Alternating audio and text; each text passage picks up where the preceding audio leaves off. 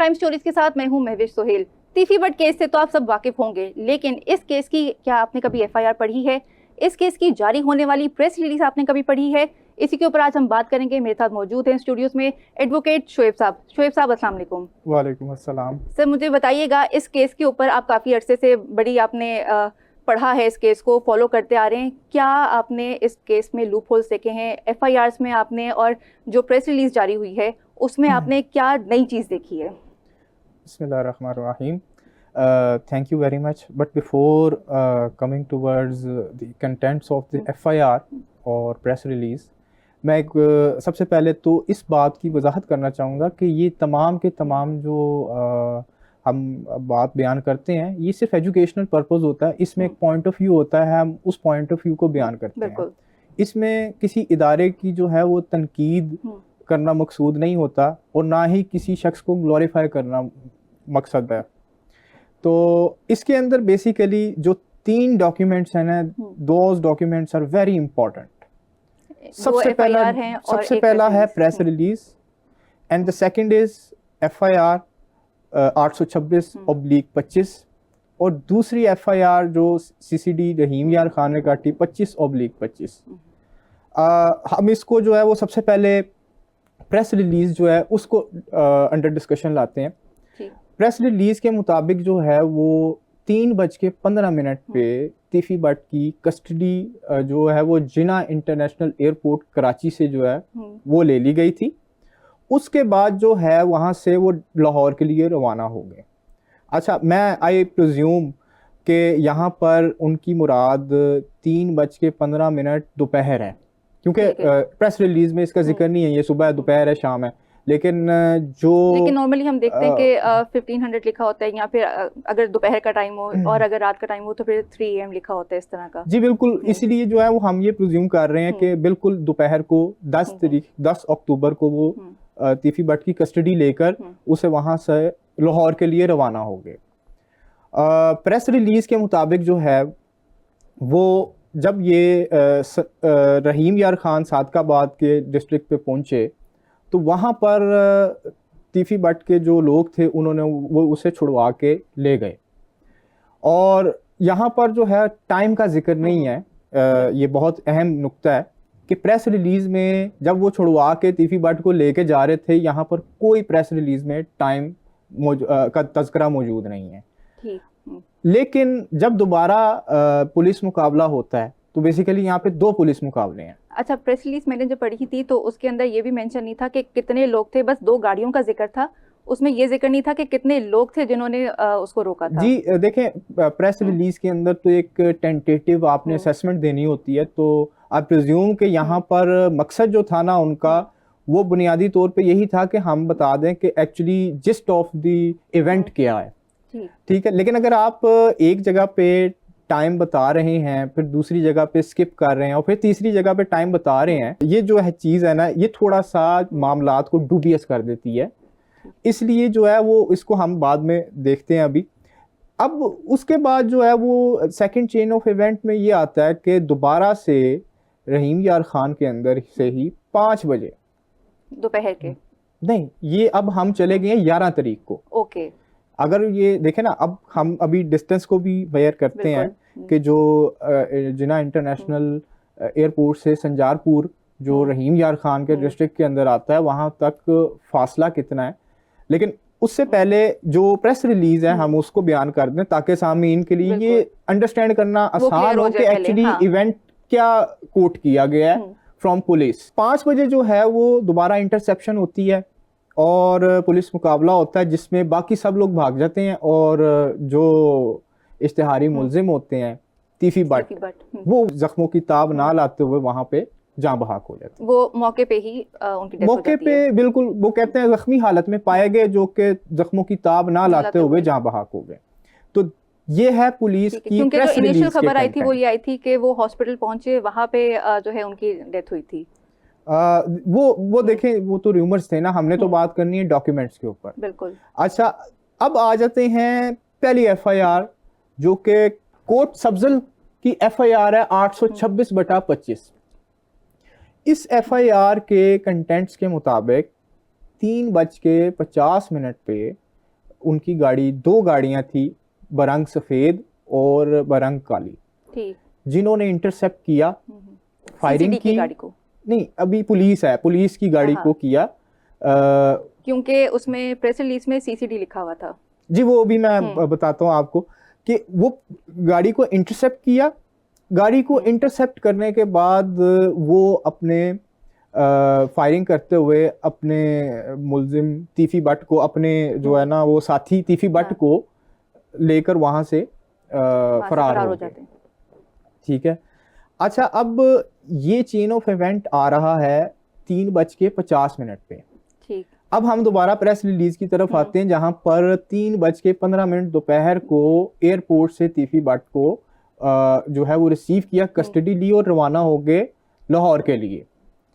अगर आप उसका डिस्टेंस देखें, 3:15 पे अगर वो निकलें तो 9 घंटे 10 मिनट का फासला है संचारपुर इंटरचेंज, जहां पर वो क्लेम करते हैं कि वो पहुंचे थे। अगर इस लिहाज से देखा जाए तो वो मैक्सिमम भी अगर स्टॉप्स भी लगाएं और रुकें भी तो वो 12:30 से 1 बजे तक उस मुकाम पे पहुंच जाते हैं। बिल्कुल। अच्छा, अगर वो उस मुकाम पे पहुंच जाते हैं इस टाइम के ऊपर, तो ये 2 घंटे का डिले, बिल्कुल, दे पुलिस हैज टू आंसर कि ये 2 घंटे का डिले, क्योंकि वो 3:50 कह रहे हैं जिसके अंदर जो है ये सारा वकुआ हुआ।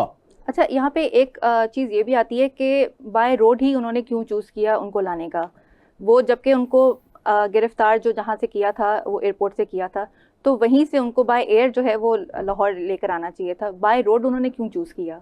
देखें, इसके अंदर जो है ना वो एक बहुत अच्छी जस्टिफिकेशन मौजूद है और मैं समझता हूँ ये वैलिड भी है। पुलिस को जो बजट मिलता है ना अपना, वो उसी के अंदर अंदर जो है ना उसको वो एडजस्ट करते हैं।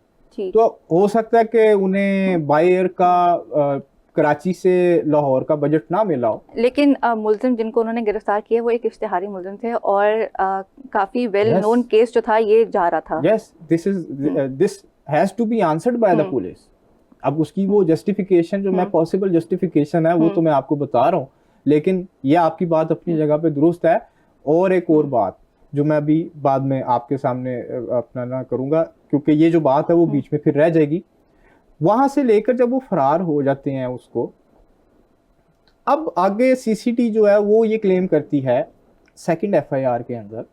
एक तो मैंने आपको बताया कि ये 2 घंटे इतना डिले के साथ क्यों पहुंचे, यानी कि एक फासला जो कि इतनी जल्दी तय हो सकता था वो डिले क्यों हुआ, बिल्कुल उसके डिले होने की क्या वजूहात हैं, और आया कि इन चीजों को एफआईआर में डिस्कस करना चाहिए था, जो बिल्कुल भी डिस्कस नहीं है। अच्छा चलें, वो तो चीज हो गई। अब आ जाते हैं हम दूसरी साइड पे, जो दूसरी एफआईआर है 25/25, जिसके अंदर कहा गया कि तकरीबन 4:20 पे हमने 2 मशकूक गाड़ियों को आते हुए देखा। हमने उन्हें रोकने की कोशिश की, उन्होंने फायरिंग की, वहां पर एक पुलिस मुकाबला हुआ और उस पुलिस मुकाबले के अंदर जो है वो बाकी सब लोग जो है वो भाग गए, जो 20-25 मिनट तक जारी रहा। And this is first time वो बता रहे हैं कि अब ये जो फायरिंग हुई है इसकी क्या ड्यूरेशन है। जो प्रीवियस एफआईआर है उसके अंदर ये भी नहीं बताया गया कि ये जो मामला है, ये वकूआ है, ये कितनी ड्यूरेशन में कंप्लीट हुआ है। तो ये भी एफआईआर के रिकॉर्ड का हिस्सा नहीं है। ठीक है, 20-25 मिनट तक हुआ, जिसको हम कह सकते हैं 4:45 तक जो है वो फायरिंग का तबादला रहा, जिसमें बाकी सब फरार हो गए और एक जो है वो मुलजिम जो है जख्मी हालत में पाया गया, जो बाद में जख्मों की ताब ना लाते हुए जाँ बहक हो गया, और वो तीफी भट्ट था। ठीक है, और उससे जो है वो जिंदा असला और वो गोलियां और वो असला भी जो है ना वो बरामद किया गया। ठीक है। अच्छा, मुझे यहाँ पे ये बताएं कि वो गाड़ियाँ वहाँ पे रुकी थी, उन गाड़ियों को सर्च करके उसमें से कुछ निकला था? नहीं, असल में उन्होंने तो रोकना चाहा ना, लेकिन वो जो गाड़ियाँ उन्होंने रुक के सर्च तो किया नहीं, उन्होंने तो फायरिंग कर दी as per the contents of FIR. अच्छा, अब यहाँ पर एक और सवाल है कि वो 1 घंटा रहीबियर खान ही रहे बंदा छुड़ा के, उन्होंने अपना बंदा छुड़ाया और वो क्योंकि 3:50 को ये वकूआ हो रहा है, बिल्कुल अगला जो वकूआ है वो 4:15 पे हो रहा है, ऑलमोस्ट 50 मिनट, 1 घंटा बनता है। ठीक है, ऑलमोस्ट 1 आवर। ठीक है, यानी कि और एक और बात, प्रेस रिलीज के अंदर तो इस वकूए को 5 बजे बताया गया, जबकि यहाँ पर एफआईआर में इसको 4:25 पे लिखा गया। ठीक।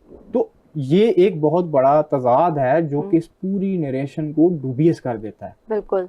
ठीक है, तो बात ये है कि ये जो डिफरेंस आ रहे हैं इनको जस्टिफाई करना पड़ेगा पुलिस को, सीसीटी को, क्योंकि यहाँ पर एक डेथ हुई है। बिल्कुल। ठीक है, वो मुलजिम थे, इश्तिहारी था, जो भी उसका स्टेटस था, लेकिन वो कोर्ट ने उसे सजा देनी थी, जो भी उसकी सजा बनती थी।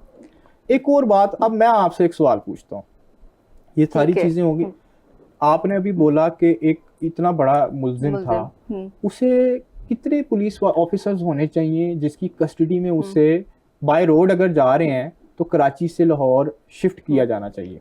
अगर इतना इश्तिहारी मुलजिम है तो आई बिलीव के उनके साथ कोई 2 पुलिस की गाड़ियां आगे होनी चाहिए, 2 पीछे होनी चाहिए, जो कि उनको कितने अफराद कितने होने चाहिए अंदाजन आपके लिए, आपके मुताबिक? मेरे अकॉर्डिंग कम से कम भी मेरे ख्याल से 20-25 होने चाहिए।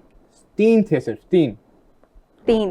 सिर्फ 3 अफराद थे। अगर आप जो उनको कराची से लाहौर लेके आ रहे थे 3 अफराद क्लेम किए हैं, एक इंस्पेक्टर, एक ड्राइवर और एक कांस्टेबल, और चौथा टीफी भट्ट। तो एक इतने बड़े मुलजिम को कराची एयरपोर्ट से कस्टडी में लिया गया, कस्टडी से जो है ना वो लाहौर लेके आ रहे हैं सिर्फ 3 लोग, 3 पुलिस ऑफिसर्स, और कोई उनके साथ सिक्योरिटी नहीं थी, नथिंग, इसलिए तो वो छुड़ा के ले गए दे क्लेम। तो उन तक ये खबर भी पहुंची होगी कि अच्छा सिर्फ 3 या 4 लोग हैं और एक गाड़ी में वो सिर्फ उनको लेके जा रहे हैं, ये तक उन तक खबर जो है वो ये खबर उन तक पहुंची या ये सारा कुछ नरेट किया गया, ये तो मैं नहीं कह सकता।